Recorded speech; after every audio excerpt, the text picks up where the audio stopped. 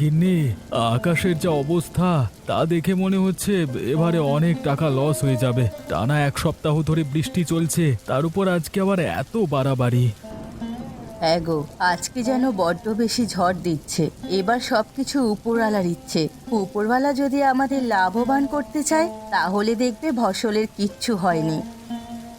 এত তীব্র ঝড়ে ফসলগুলো সব শুয়ে পড়বে, সব নষ্ট হয়ে যাবে গো গিন্নি, সব নষ্ট হয়ে যাবে। হায় রে, ওই দেখো, ওইদিকে চালটা আবার গাছের ডালে পড়ে ভেঙে যাচ্ছে।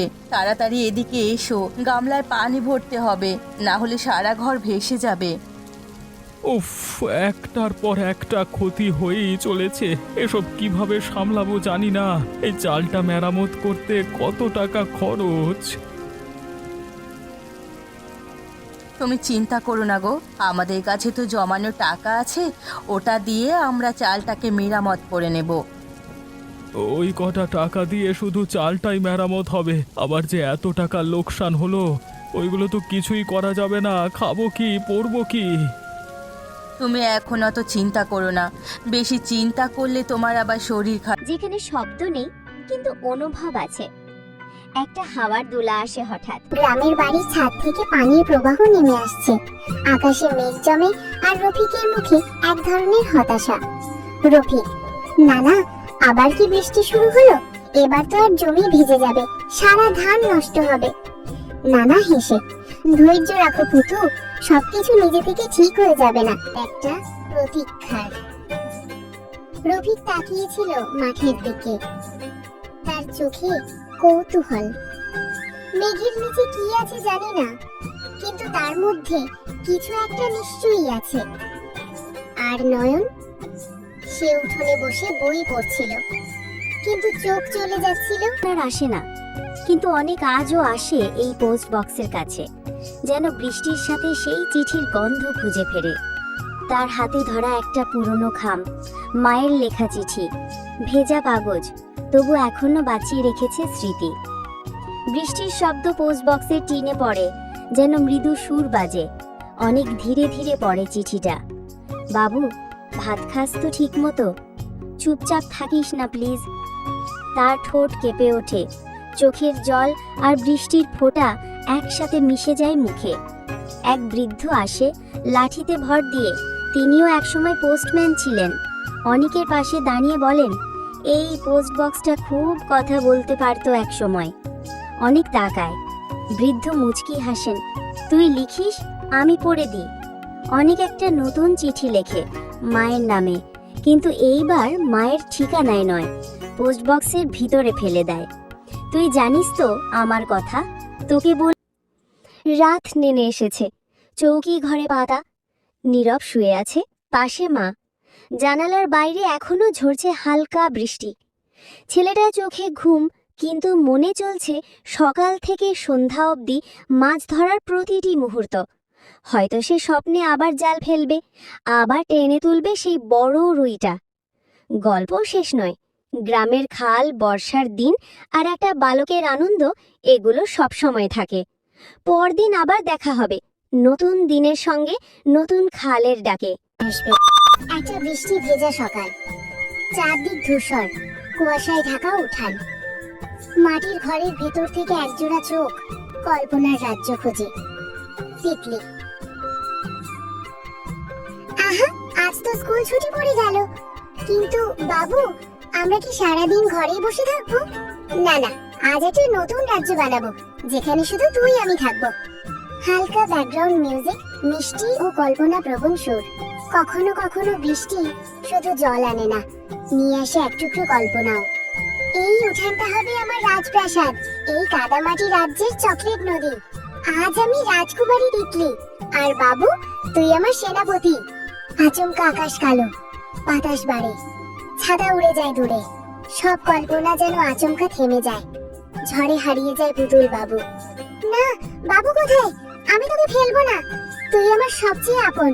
তিতলি কাদার মধ্যে পুতুলটা খুঁজে পায়, কোলে তুলে নেয়। সে ভিজে গেছে।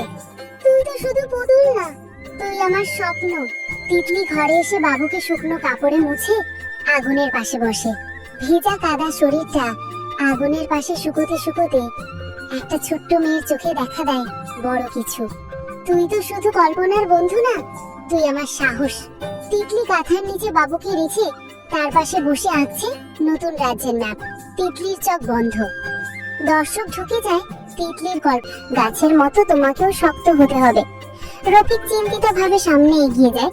সে জানে তাদের দরিদ্র পরিবার বৃষ্টির কারণে কিভাবে ক্ষতির সম্মুখীন হয়। ক্যামেরা রফিকের চেহারা থেকে তার হাত পর্যন্ত ফোকাস করে।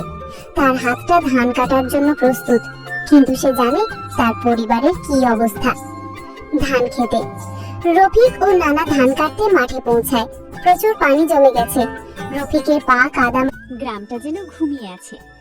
টিনের চালে টুপটাপ শব্দ, তাল গাছের পাতায় জমে থাকা জলের ফোঁটা এক একটা সময়কে আলতো করে ফেলে দিচ্ছে মাটিতে। দূরে ঝিঝি পোকার ডাক আর মাঝে মধ্যে কাকের আওয়াজ। প্রকৃতি কথা বলছে আজ। একটা ছোট্ট কুড়ে ঘরে রাহুল বসে আছে, চোখ তার জানালার ফাঁক দিয়ে বহু দূর তাকিয়ে। মেঘের নিচে বসে থাকা এই শিশুর মনে চলেছে নিঃশব্দ চিন্তার ঢেউ। যেন দেখানো হয় বিশাল চকলেট নদী, রামধনু দিয়ে তৈরি ব্রিজ, ফুলের পাহাড়। সেখানে তিতলি রাজকুমারী, বাবু তার সেনাপতি। রানী আছেন, হাসছেন। রেখা ভবিষ্যতের জন্য রেখে দিলাম। সন্ধে ঘনিয়ে আসে, বৃষ্টি থেমে গেছে। অনেক হাঁটতে হাঁটতে দূরে চলে যায়। পেছনে পড়ে থাকে পোস্ট বক্সটা। আকাশের দিকে তাকিয়ে যেন চিঠিগুলোর কথা মনে রাখে, যেন বৃষ্টি তাকে কিছু বলতে চাইছে। রাহুলের ছোট্ট খাতা খুলে রেখেছে সে। তাতে আঁকা নদী, গাছ, আকাশ আর একটা মুখ, যেটা খুব ধীরে ধীরে স্পষ্ট হচ্ছে। সে জানে না কেন, কিন্তু প্রতিদিনই মিনার ছবি আঁকতে ইচ্ছে করে। আজ স্কুল নেই, মা বাবা খেতে গেছে। সারা গ্রাম যেন একা হয়ে গেছে তার কল্পনার জগতে। দেখানো হয় বিশাল চকলেট নদী, রামধনু দিয়ে তৈরি ব্রিজ, ফুলের পাহাড়। সেখানে তিতলি রাজকুমারী, বাবু তার সেনাপতি। রানী তিতলি, আজ রাজ্যে খুশির উৎসব। রাজ্যের মানুষগুলো সব পাতা, কাগজ আর পুতুলের তৈরি, আনন্দে নাচে। কল্পনার রাজ্যে দুঃখ থাকে না। সেখানে যাদের আমরা ভালোবাসি তারা কখনো দূরে যায় না। বাইরে বৃষ্টি থেমে গেছে। তিতলি ঘরের কোণে বাবুকে কোলে নিয়ে শুয়ে। শান্ত সুর, ঘুম পাড়ানোর মতো মিউজিক। তুই থাকলে আমি একা না, তোর সাথে সব পারে আমার মন। একটা বৃষ্টির দিনে এক ছোট্ট মেয়ে শিখে যায় সবচেয়ে বড় বন্ধুদের আমরা চোখে দেখি না, অনুভবে রাখি। সকাল, একটি পুরনো গ্রামের রাস্তা দিয়ে রফিক তার নানার সাথে হেঁটে যাচ্ছে। রফিক দেখতে পাচ্ছে গ্রামের বাড়ির ছাদ থেকে পানির প্রবাহ নেমে আসছে। আকাশে মেঘ জমে আর রফিকের মুখে এক ধরনের হতাশা। রফিক, নানা আবার কি বৃষ্টি শুরু হলো? এবার তো আর জমি ভিজে যাবে, সারা ধান নষ্ট হবে। নানা হেসে, ধৈর্য রাখো পুতু, সবকিছু নিজে থেকে ঠিক হয়ে যাবে না। গাছের মতো তোমাকেও শক্ত হতে হবে। রফিক চিন্তিত ভাবে সামনে এগিয়ে যায়। সে জানে তাদের দরিদ্র পরিবার বৃষ্টির কারণে কিভাবে ক্ষতির সম্মুখীন হয়। ক্যামেরা রফিকের চেহারা থেকে তার হাত পর্যন্ত ফোকাস করে। তার হাতটা ধান কাটার জন্য প্রস্তুত, কিন্তু সে জানে তার পরিবারের কি অবস্থা। ধান খেতে রফিক ও নানা ধান কাটতে মাঠে পৌঁছায়। প্রচুর পানি জমে গেছে। রফিকের পা কাদা। গ্রামটা যেন ঘুমিয়ে আছে। টিনের চালে টুপটাপ শব্দ, তাল গাছের পাতায় জমে থাকা জলের ফোঁটা এক একটা সময়কে আলতো করে ফেলে দিচ্ছে মাটিতে। দূরে ঝিঝি পোকার ডাক আর মাঝে মধ্যে কাকের আওয়াজ। প্রকৃতি কথা বলছে আজ। একটা ছোট্ট কুড়ে ঘরে রাহুল বসে আছে, চোখ তার জানালার ফাঁক দিয়ে বহু দূর তাকিয়ে। মেঘের নিচে বসে থাকা এই শিশুর মনে চলেছে নিঃশব্দ চিন্তার ঢেউ, যেন বৃষ্টি তাকে কিছু বলতে চাইছে। রাহুলের ছোট্ট খাতা খুলে রেখেছে সে। তাতে আঁকা নদী, গাছ, আকাশ আর একটা মুখ, যেটা খুব ধীরে ধীরে স্পষ্ট হচ্ছে। সে জানে না কেন, কিন্তু প্রতিদিনই মিনার ছবি আঁকতে ইচ্ছে করে। আজ স্কুল নেই, মা বাবা খেতে গেছে। সারা গ্রাম যেন একা হয়ে গেছে তার মতো। বাইরে শুধু জল, জল আর জল। এই জলে কোনো কষ্ট নেই, আবার কোনো আশ্বাসও নেই। ঠিক তখনই